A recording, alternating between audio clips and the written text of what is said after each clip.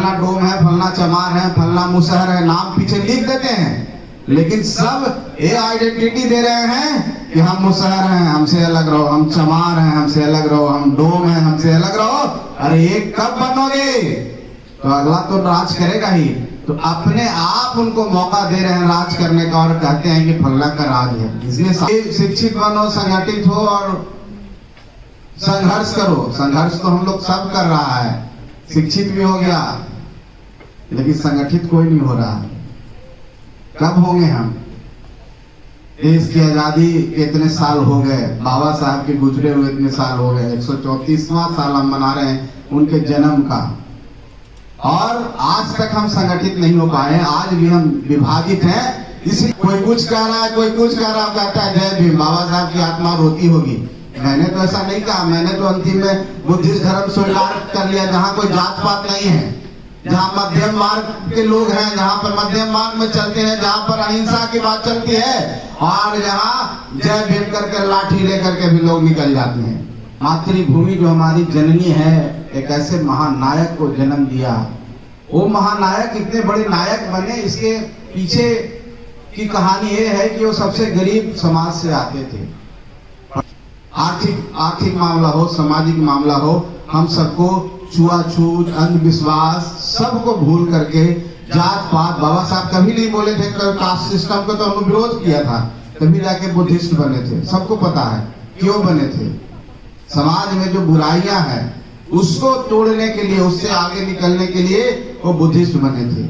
तो यही सच्चे मायने में डेमोक्रेसी है, और बाबा साहब का यही सपना था। बाबा साहब ने कहा था कि अपना अधिकार को लेना सीखो, छीनना सीखो, जागृत होना सीखो।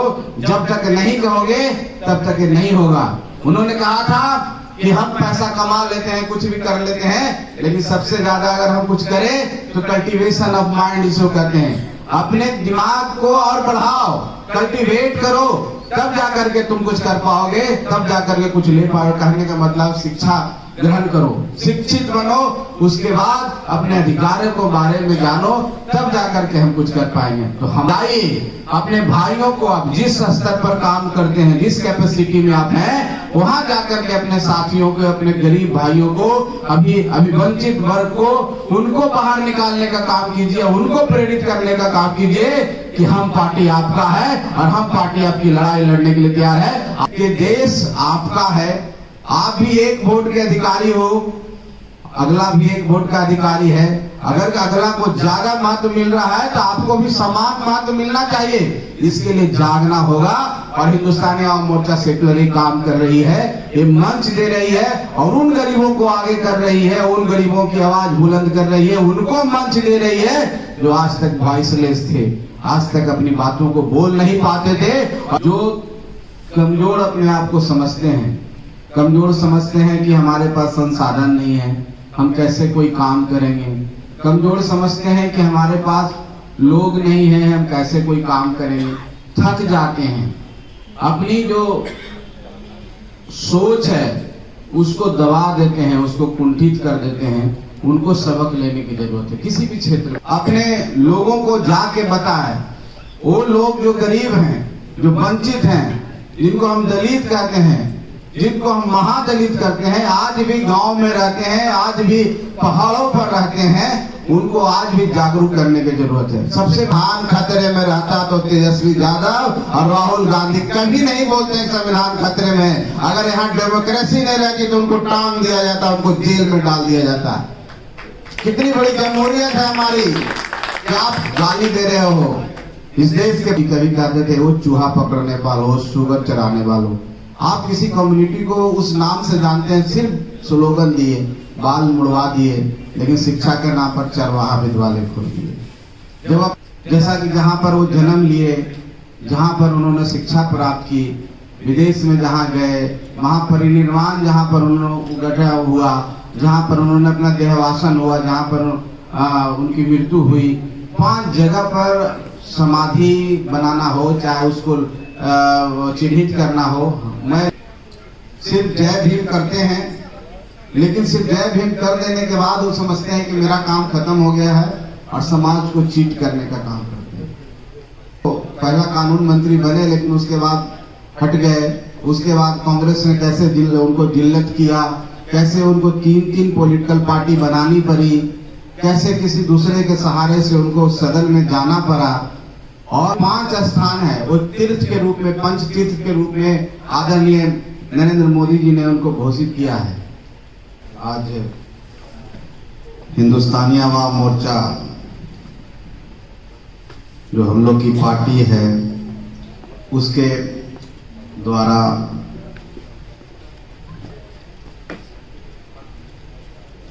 एक कार्यक्रम बाबा साहेब भीमराव अंबेडकर जी के 34वीं जयंती के उपलक्ष्य में हम लोग यहाँ पर उपस्थित हैं। सज्जन प्रबुद्ध कार्यकर्ता बाबा साहब के अनुयायी जो आज इस कार्यक्रम में हिस्सा लेने आए हैं और मीडिया के भाई बंधु सभी को मैं हिंदुस्तानी आवाम मोर्चा सेक्युलर की तरफ से आप सबका धन्यवाद देता हूं। आप सबको बहुत बहुत आभार, नमस्कार, प्रणाम और सबको जय भीम। आधुनिक भारत के शिल्पकार, आधुनिक भारत के निर्माता, भारत रत्न बाबा साहब भीमराव अंबेडकर जी की जयंती मनाने के लिए की महत्वपूर्ण बातें जो बाबा साहब अपने जीवन काल में उन्होंने किया, देश के लिए, समाज के लिए और एक देश ही नहीं पूरी दुनिया के लिए, क्योंकि बाबा साहब किसी जाति, किसी धर्म और एक देश तक सीमित नहीं थे। उनकी जो कृति है, उनका जो काम है पूरे मानवता के है, पूरे मानव जो इस पूरे संसार, यूनिवर्स, ब्रह्मांड जो भी कहें, सबके लिए उन्होंने काम किया है और एक विश्व नायक थे, अंतर्राष्ट्रीय ख्याति प्राप्त नायक थे जो विदेशों में भी इस देश का नाम रोशन किया है।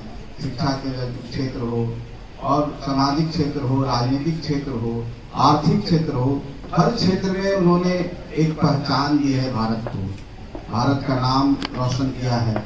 आज जब हम जयंती मनाते हैं तो बहुत सारी बातें बाबा साहब के ऊपर कही जाती है, लेकिन जयंती मनाने के पीछे हमारी पार्टी का जो मकसद है, हमारी पार्टी जैसा कि आप सबको पता है कि ये पार्टी गरीबों की विचारधारा को लेकर बनी है। ये पार्टी उन लोगों की आवाज बनने का काम करती है जिसको वॉइसलेस कहते हैं। कभी बाबा साहब भीमराव अंबेडकर भी उन ऑडियंस को कहते थे कि आप अपनी आवाज बुलंद करो। तो उन्हीं की पृष्ठभूमि, उन्हीं की पटकथा, उन्हीं की विचारधारा पर हमारी पार्टी की विचारधारा बनी है, गरीबों की विचारधारा। और हम सब उनके द्वारा बताए हुए रास्ते को, उनके संघर्ष को हम लोग जन जन तक पहुंचाने का काम करते हैं। और आज के इस कार्यक्रम का मुख्य महत्व यही है, मुख्य बिंदु यही है कि साथियों, आप सब बाबा साहब के अनुयायी हैं। बाबा साहब ने ये देश, जिस भारतवर्ष में हम लोग रह रहे हैं और संविधान के दायरे में, कानून के दायरे में, और जिस तरह से अपनी बातों को हम अभिव्यक्त कर रहे हैं और अपने हिसाब से केवल धर्म पालन कर रहे हैं, किसी तरह का व्यापार कर रहे हैं, कहीं भी घूमने जा रहे हैं जहां पर इक्वलिटी, लिबर्टी और फ्रेटर्निटी का जो संदेश है, इक्वल जस्टिस, इक्वल अपॉर्चुनिटी, भाईचारा, एक जो आज है, जो दुनिया के सबसे उत्तम राष्ट्रों में भारत का नाम लिया जाता है। हम प्रथम गणराज्य हैं, सदियों से पहले हमने पूरे दुनिया को सिखाया है, हम विश्व गुरु हैं। उस धरोहर को बचाने में, उस धरोहर को और साफ करने में, उसको और चमकाने में बाबा साहब का बहुत बड़ा हाथ था। बाबा साहब ऐसे शख्सियत थे जिनको पूरी दुनिया में सबसे ज्यादा मास्टर डिग्री, 64 सब्जेक्ट में उन्होंने मास्टर्स किया हुआ है। उनके ऊपर सबसे ज्यादा किताब लिखा हुआ है। उन्होंने खुद 94 से ज्यादा किताब लिखे हैं। दुनिया का कोई ऐसा जगह नहीं है जहां बाबा साहब की जयंती नहीं मनाई जाती है, जहां उनका स्टैच्यू नहीं लगा हुआ।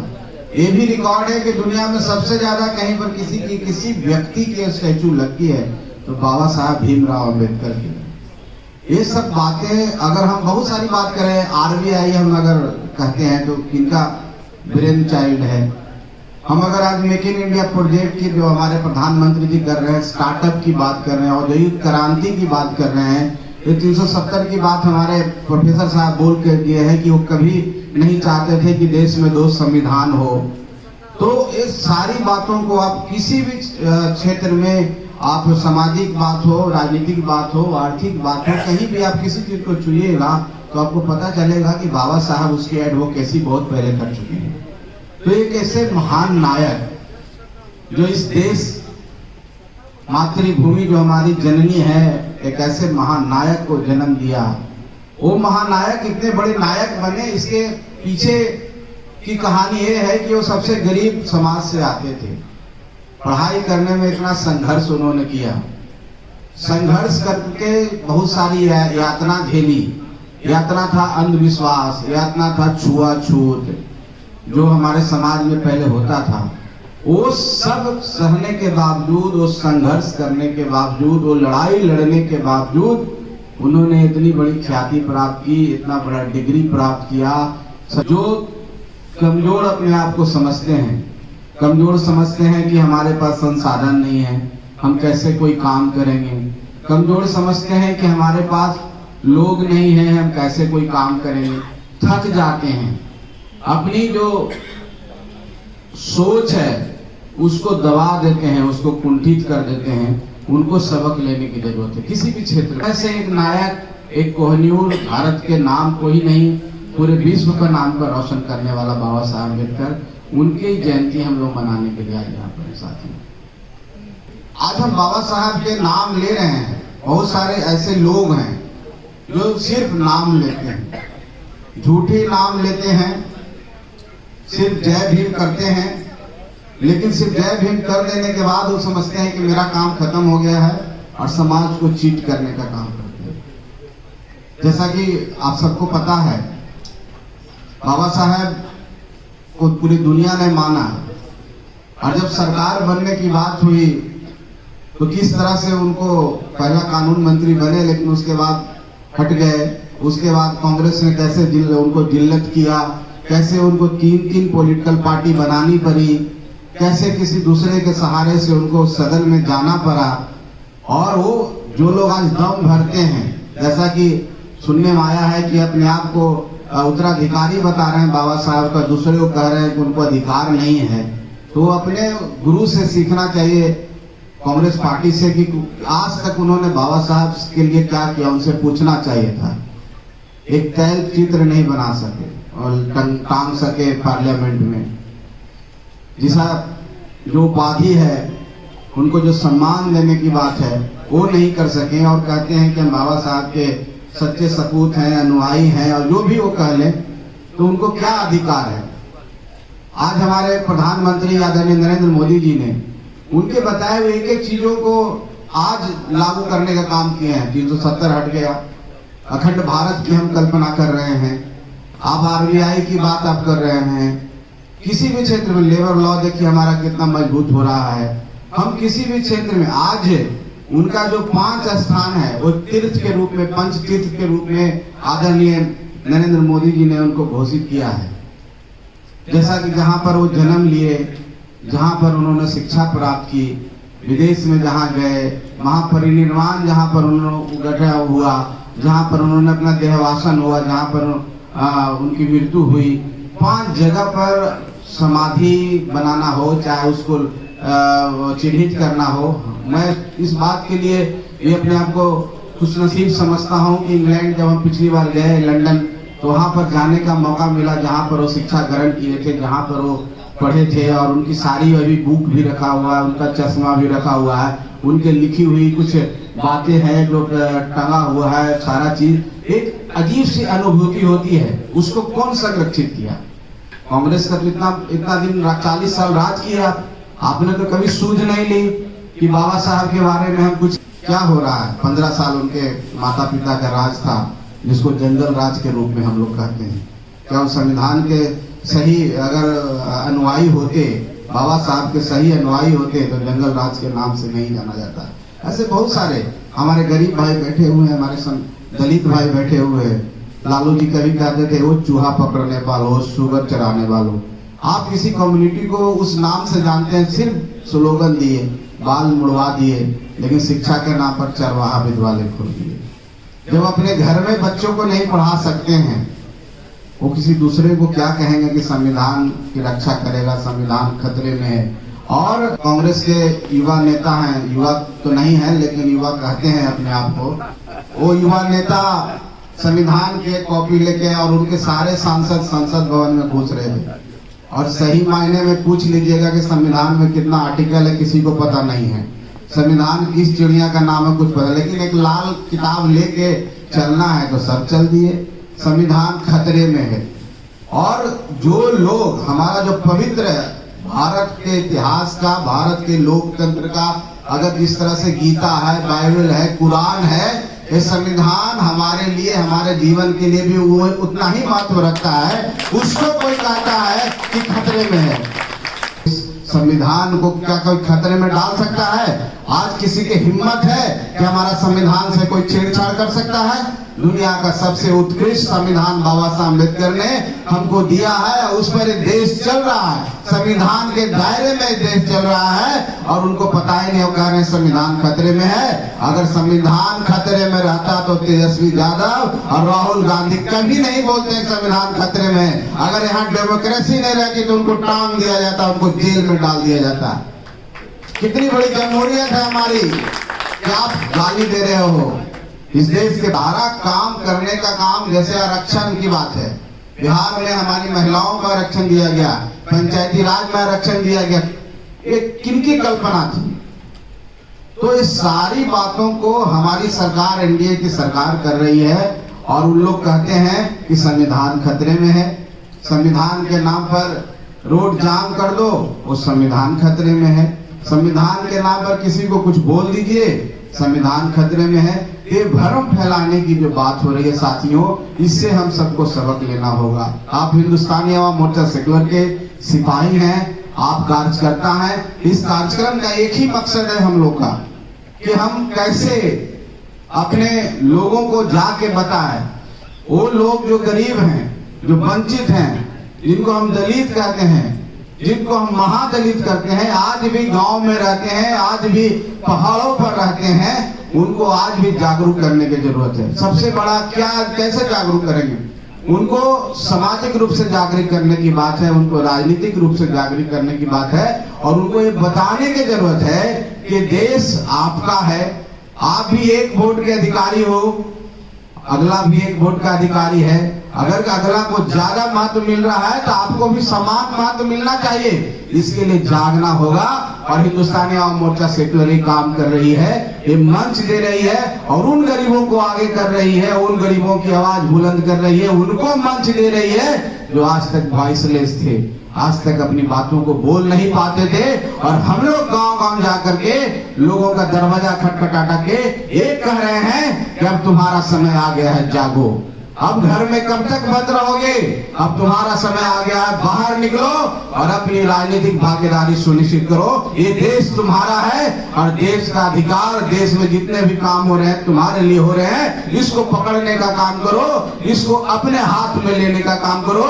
जब तक गरीब नहीं आगे आएगा, जब तक गरीब नहीं आगेगा, सच्चे मन से हम डेमोक्रेसी का मतलब नहीं कर सकते हैं। हिंदुस्तानी आवाम मोर्चा सेक्युलर काम कर रही है, उन गरीबों को आगे बढ़ा रही है। देखिए बहुत सारे हमारे नेता मंच पर बैठे हैं, जैसे शंकर मांझी आपके संचालक हैं, राजेश्वर मांझी जी हैं, हमारे इंजीनियर नंदलाल जी हैं, रघुवीर मोची जी हैं, ऐसे बहुत सारे लोगों का नाम है। हम पार्टी उनको ये मौका देती है कि अपनी बातों को बोलो। यही सच्चे मायने में डेमोक्रेसी है। और बाबा साहब का यही सपना था। बाबा साहब ने कहा था कि अपना अधिकार को लेना सीखो, छीनना सीखो, जागृत होना सीखो। जब तक नहीं कहोगे तब तक ये नहीं होगा।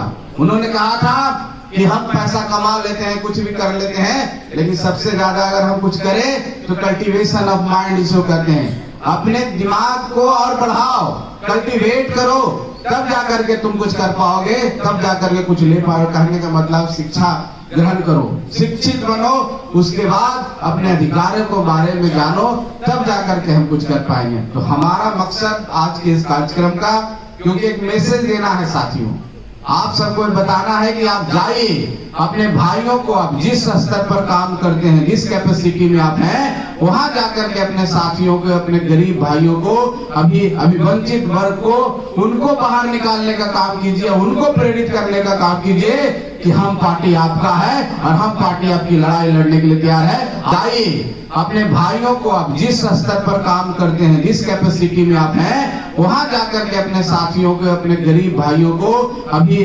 वंचित वर्ग को, उनको बाहर निकालने का काम कीजिए, उनको प्रेरित करने का काम कीजिए कि हम पार्टी आपका है और हम पार्टी आपकी लड़ाई लड़ने के लिए तैयार है। आप आगे निकलिए और लीडर बनिए, किसी का पिछलग्गू नहीं बनिए, लीडर बनिए। जैसे कांग्रेस पार्टी आज एक पार्टी का पिछलग्गू बन गया है, इतनी बड़ी पार्टी और किसी के पीछे पीछे पीछे दौड़ रही है और कहता है संविधान खतरे में। संविधान तो अपने आप नहीं मान रहे हो, संविधान ने तो बराबरी का स्थान दिया, गठबंधन कर लीजिएगा, पीछे पीछे दौड़िएगा इतनी बड़ी पार्टी। तो हम लोग का मकसद यही है कि हम सबको एक होना होगा, जैसा कि चाहे किसी मामले में हो, आर्थिक मामला हो, सामाजिक मामला हो, हम सबको छुआछूत, अंधविश्वास सबको भूल करके जात पात, बाबा साहब कभी नहीं बोले थे कास्ट सिस्टम को, तो उन्होंने विरोध किया था, तभी जाके बुद्धिस्ट बने थे। सबको पता है क्यों बने थे।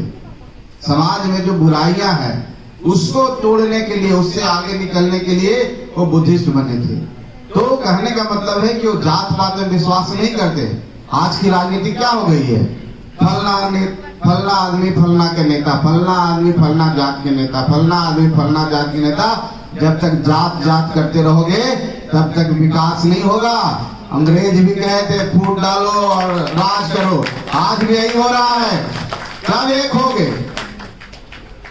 अगर सिर्फ गरीब की, दलित की भी बात करते हैं, बिहार में 20% है, लेकिन नेता उसके कितने हैं? 20 नेता है उसके, और कहते हैं बाबा साहब जय भीम जय भीम। ये कौन सा जय भीम है भाई? हर आदमी अलग अलग एक डफली लेकर के डफली बजाने में लगा हुआ है। कोई कुछ कह रहा है, कोई कुछ कह रहा है, कहता है जय भीम। बाबा साहब की आत्मा रोती होगी। मैंने तो ऐसा नहीं कहा, मैंने तो अंतिम में बुद्धिस्ट धर्म स्वीकार कर लिया, जहाँ कोई जात पात नहीं है, जहाँ मध्यम मार्ग के लोग हैं, जहाँ पर मध्यम मार्ग में चलते हैं, जहाँ पर अहिंसा की बात चलती है, और जहाँ जय भीम करके लाठी लेकर के भी लोग निकल जाते हैं उसको मारने में। और किससे लड़ाई करते हैं? अपने भाई से। कोई उसके खिलाफ बोलता है, कोई उसके खिलाफ बोलता है। ये बाबा साहब का क्या लेसन है? बाबा साहब ने हमको ये बताया था कि जात जात में बट जाओ। बाबा साहब ने तो कहा था कि पूरी दुनिया, मानव समाज एक जात है और हम सब भाई भाई हैं और सबका आपको विकास करना है। जो गरीब है, वंचित है, वो बात बोले थे ना कि कोई कास्ट के बोले थे कि कोई पार्टी बना लो, कोई ये कर लो। ये तो आज सदियों से जो चलता आ रहा है, आज भी हो रहा है साथियों। हमको ये सोचना होगा, हमको एकजुट होना होगा। भाई हमारे बोले कि शिक्षित बनो, संगठित हो और संघर्ष करो। संघर्ष तो हम लोग सब कर रहा है, शिक्षित भी हो गया, लेकिन संगठित कोई नहीं हो रहा है। कब होंगे हम?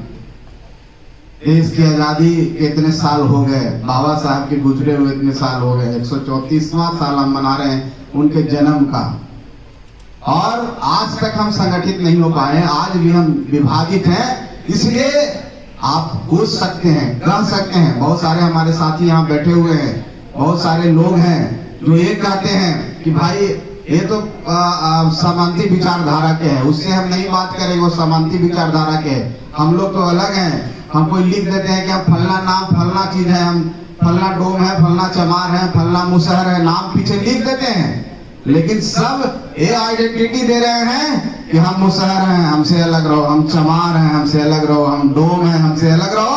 अरे ये कब बनोगे? तो अगला तो राज करेगा ही।